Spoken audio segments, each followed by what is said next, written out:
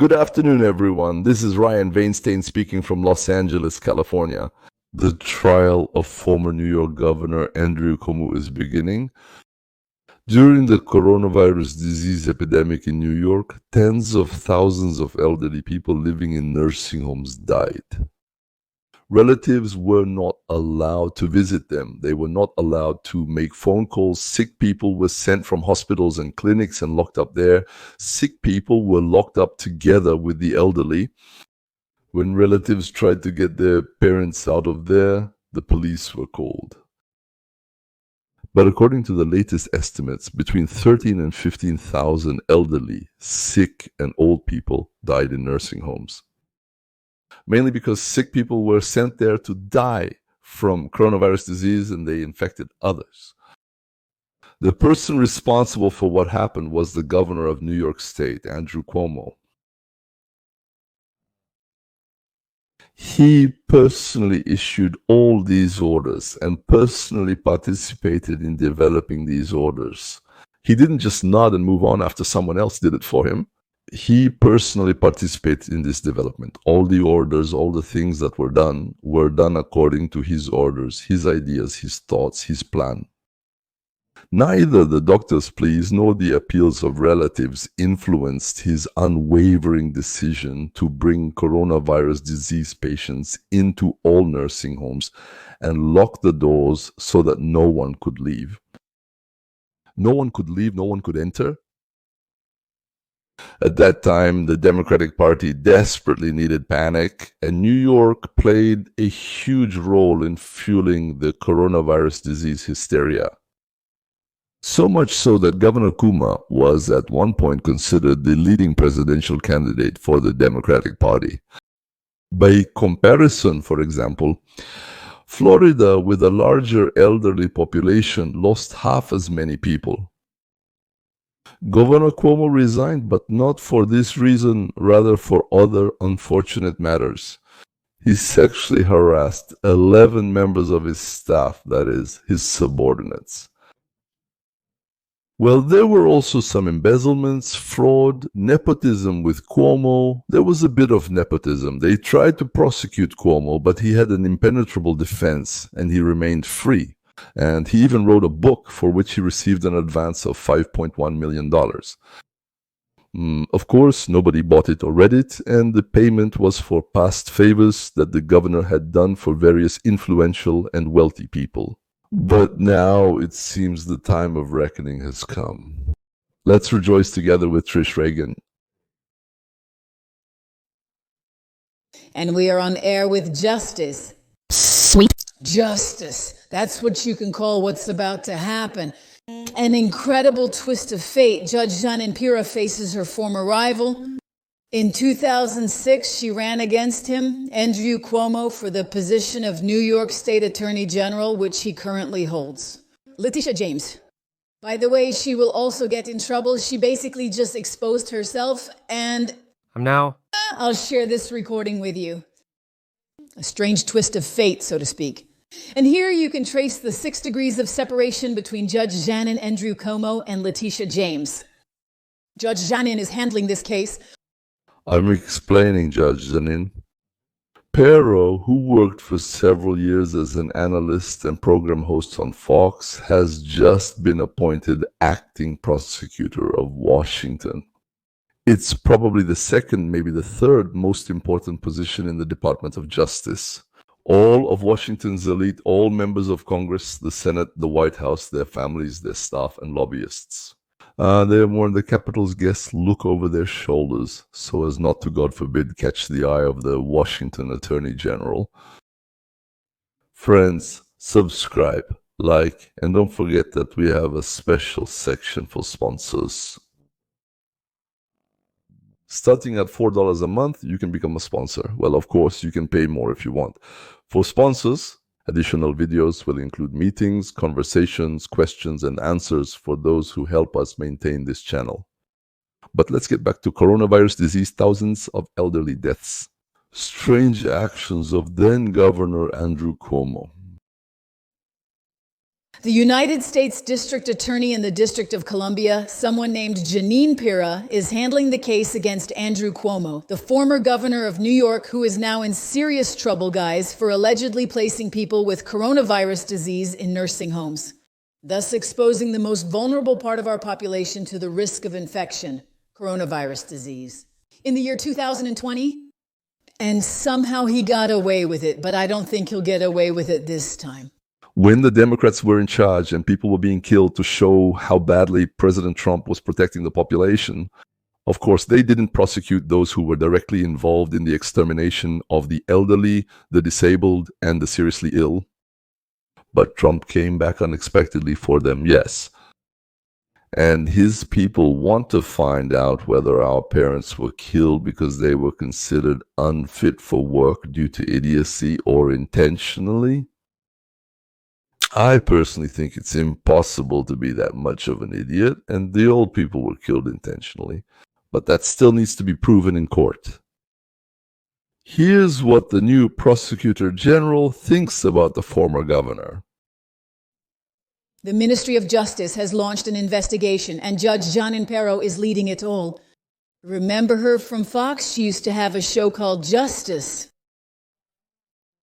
So I found some of her comments about a certain Andrew Cuomo, and it's completely not flattering. By the way, I think so too. Trish? Well, she had little else to say. Let's start with this. Andrew, your time is up. You didn't just intimidate too many people, you crossed the line and broke the law again and again.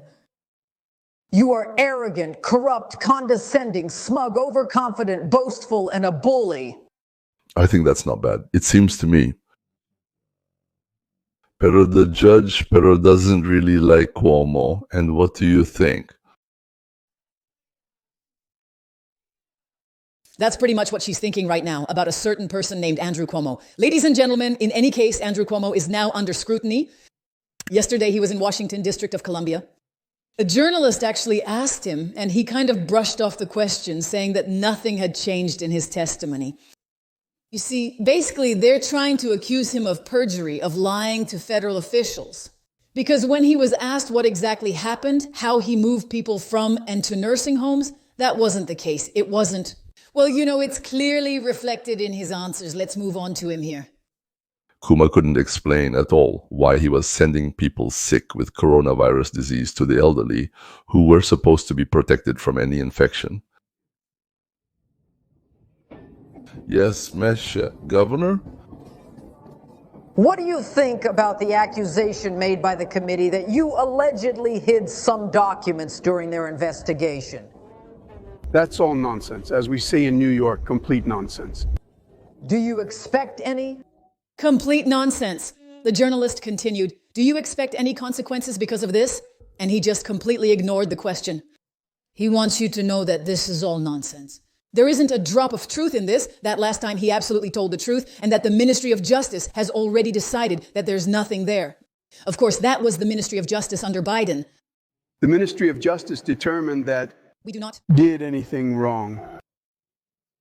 The investigation showed that the Order of New York fully complied with the federal recommendations established, and two investigations came to the same conclusion. New York was simply following federal recommendations. Andrew, your time is up. You not only intimidated too many people, but you also repeatedly crossed the line and broke the law. You are arrogant, corrupt, condescending, complacent, self-absorbed, and boastful. Bully? All right. Oh, wow, Don't forget, this is Izvrashchenets. I'm showing you clips from the podcast, Trish. She is, of course, a very talented journalist and very lively and funny. She started her podcast not so long ago, and I think more than 800,000 people have already subscribed to her. By the way, I recommend her. Always witty, precise, and interesting. I mean, can you? So it feels like Trump just had to know appointing Judge Jeanine Pirro as the interim federal prosecutor for the District of Columbia. And knowing that this case was about to come up, he realized it had to be something grand, just spectacular in any case. That's the point. At the moment, he is being investigated for alleged false testimony in Congress. Andrew Cuomo is basically being accused of giving false testimony under oath because he could have misled Congress during a closed hearing. In 2024, he denied any involvement in preparing or editing the July report of the State Department of Health for 2020. And in this report, as it is stated, the number of deaths in nursing homes was understated by 46%. There are emails, there are handwritten notes indicating that Cuomo was directly involved in creating this report. I see, that's the essence of the accusation. And the investigation is aimed at finding out how the administration under Andrew Cuomo deliberately understated the number of coronavirus disease 2019 deaths in these nursing homes. Because you see, he had such an order in March of 2020, specifically on March 25th, 2020, according to which nursing homes were required to accept patients who had tested positive for coronavirus disease. But that didn't make any sense, right? Because it was exactly this policy that led to thousands and thousands of deaths in New York. And he, tried to deny it. He tried to say, oh no, we didn't have such a policy. Oh yeah, buddy, you did have such a policy. They had mandatory admission. Nursing homes were required to admit these patients who were considered medically stable for discharge, even if they had tested positive for coronavirus disease 2019. What did Kuma do? He prohibited refusing elderly people sent from hospitals, even if they were actively infected. Testing? Not required. The directive also prohibited nursing homes from requiring coronavirus disease 2019 testing before admitting or readmitting these people. And the argument that the Cuomo administration tried to make was that this directive was intended to reduce the burden on hospitals, which at that time were overwhelmed with coronavirus disease 2019 cases. Well, that sounds very logical. Okay, your hospitals are struggling, so we'll send everyone to nursing homes, thereby infecting the most vulnerable people. Well, they really did everything wrong. After all, they could have done it right, protected those who really needed protection, that is, the elderly and the sick. And for everyone else, hopefully allow them to go about their business, let children go to school, let people work. But instead, they shut everything down and essentially put the most vulnerable people in the worst possible situation. He got away with it and even published a book about leadership afterwards. So I want to show you the testimony, the data from the 24th of September. And the representative Malliotakis says, you are referring to this data to claim that at the end of 2020, New York had the 12th lowest mortality rate. But they only started collecting data in May. So those deaths, when your deadly order was in effect, weren't even counted. Your administration reports 6,000 deaths, but the real number is 11,400. And then you claim that your order from the 25th of March, remember the very thing I just mentioned, the one that required nursing homes to accept patients who tested positive for... You claim that you never did this, which is obvious, she says. That's not true. Your order clearly states, and I quote, no resident should be refused, and it prohibited coronavirus disease testing before admission. So if this person lied, if he lies under oath, that's a serious problem, right? This leads to all sorts of consequences. As we've already found out, as we've seen with some other people, lying under oath, that is, lying to the federal government, can result in a sentence of up to 30 years or something like that. And Judge Judin clearly isn't going to be lenient with him. So considering the judge and what he's saying, I think he's in serious trouble. I want to show him to you. There isn't a drop of remorse here. Literally not a drop. He appears on local television because he's running for mayor of New York, as you know. By the way, he's trying to use this in pretty much the same way as Letitia. He's trying to use it saying, they're persecuting me. Trump is persecuting me only because I'm running for mayor of New York. But that's not true. He is chasing you because he wants real consequences for all the bad behavior that happened back then. He appears on local television. Andre Cuomo, running for mayor of New York, is interviewed by Rosanna Scotta at 5, and she gives him a chance to express remorse.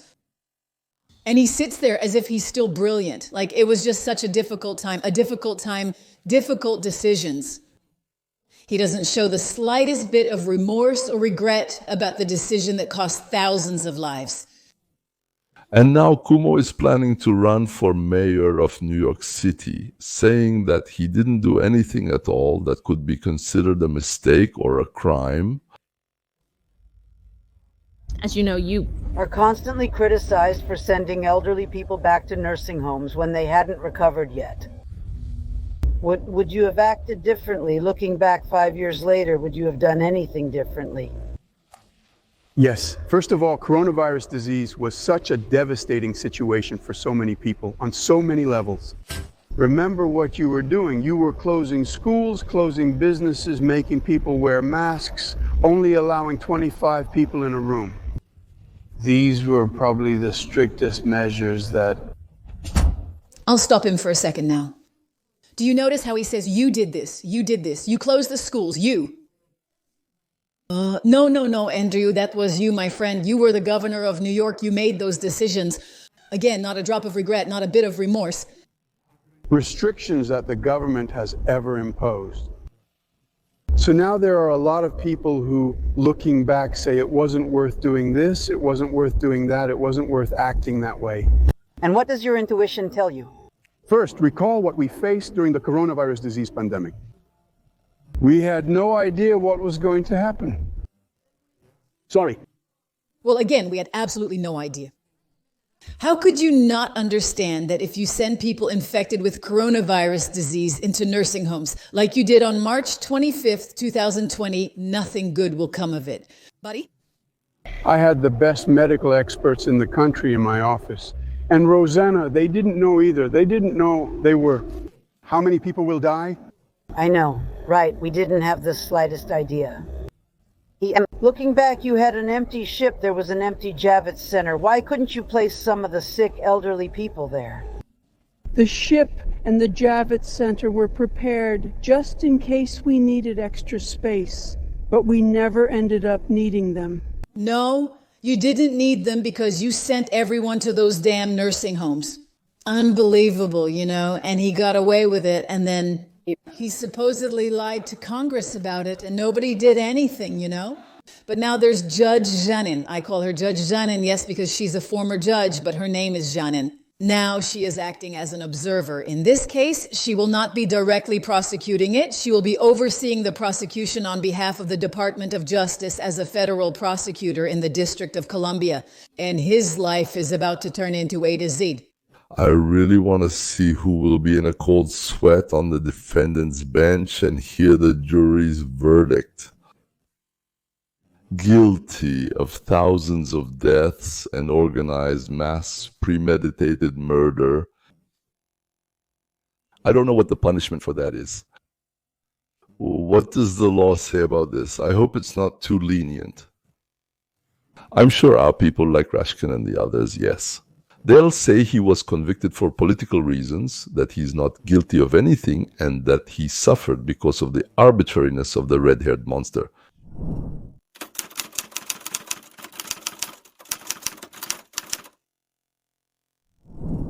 And now let's go back to a time we'd rather not remember. Actually, it was a kind of Brezhnev-era swamp. Stephen Gardner interviews a high-ranking official from Biden's White House, Lindy Lee. I gave the party every chance. I gave the party every opportunity to provide answers, to explain themselves. Actually not me. It's true, I didn't want to leave. That's why, because the party I joined 15, 20 years ago was the party of Clinton, the party of the middle class, of ordinary people. American values, Reform of the social security system. Such stable, basic principles. But in any case, East M. At that event, Obama played a huge role because people weren't donating money for Biden. People were donating money for Obama. Let's be honest, the main star of that evening was Obama. I see. By that time, I think a lot of people, and the coverage of events was a bit distorted. By that time, many people already knew that Biden was a vegetable. I hope you heard what Lindy said, that Biden was a vegetable even before the elections. People aware of the situation donated to Obama knowing he would be in control. People were taking photos with Obama. Yeah, it It cost $100,000. For one photo, $25,000 for George Clooney and Julia Roberts. And I think I'm breaking the news right now. I didn't even know. I haven't seen this in any reports, but here you go. Now you have the inside scoop. I know this as I was the co-host. Oh God, well, Ababa took $100,000 for a photo with him.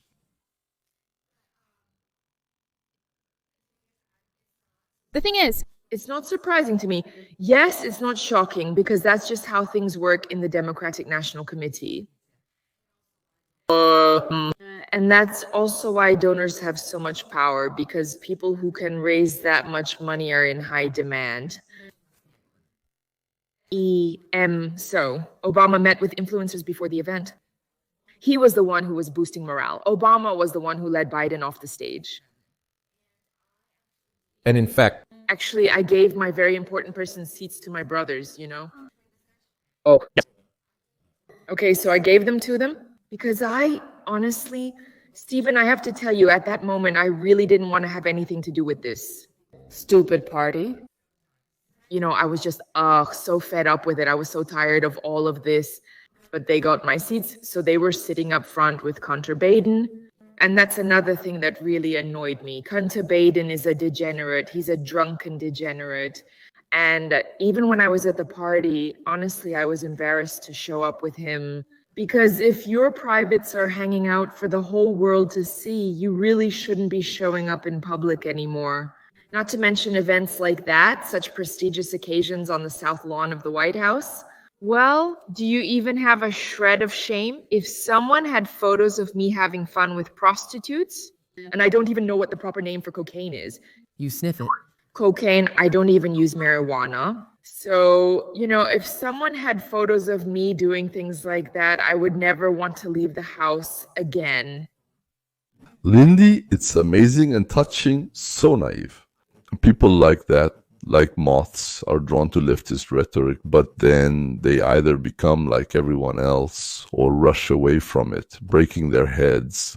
Lindy is lucky she was born in China and she has the same resilience as us. It took her some time to realize that the American left is no different from the members of the Chinese Communist Party, but once she understood that, she Ran away?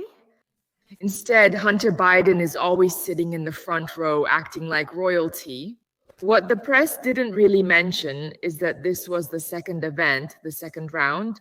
The first round took place on March 28th, 2024. Year. The event took place in June. I was a co-host at the event at Radio City Music Hall. Stephen Colbert, Obama, Biden, and Clinton were there, and that event was also a disaster. Biden had an incredibly hard time. To express his thoughts. And now, Also, that Peter Neal, who is married to Naomi Biden, was so drunk and came on to me so much that night. It was extremely unpleasant. I tried to be polite, but I was very uncomfortable. Oh, oh my God. it was, you know, I didn't say much. I remember how Obama was leading him away like he was at the June event. Yes, he looked like he was this weak, old, confused man. I didn't realize how involved Obama still is. Obama was very involved. This was he was running for his fourth term. Didn't you see how he was fighting with all his might at the campaign rallies on the stage in the fall for Kamala? He was fighting for his legacy, for his own. He was fighting for himself.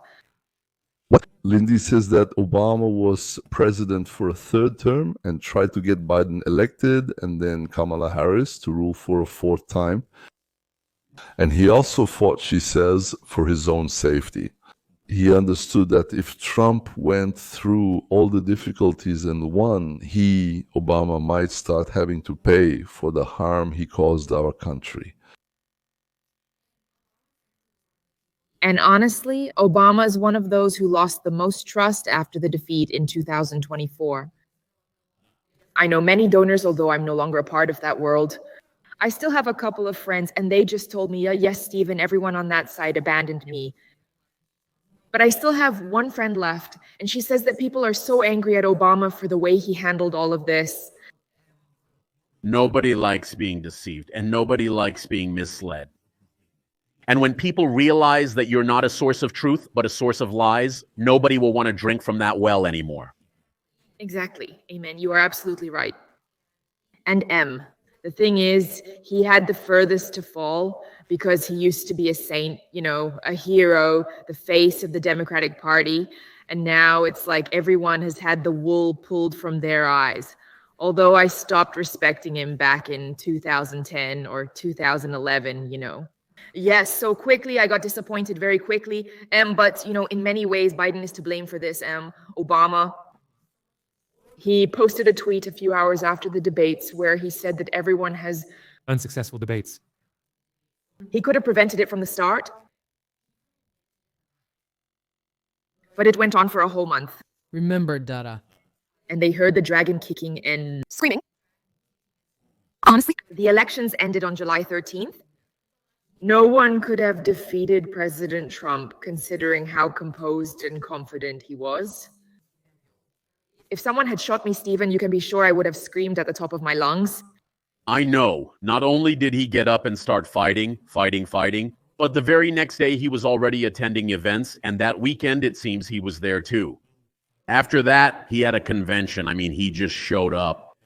Very resilient, like a great general, and he said it's time to win, you know? I completely agree.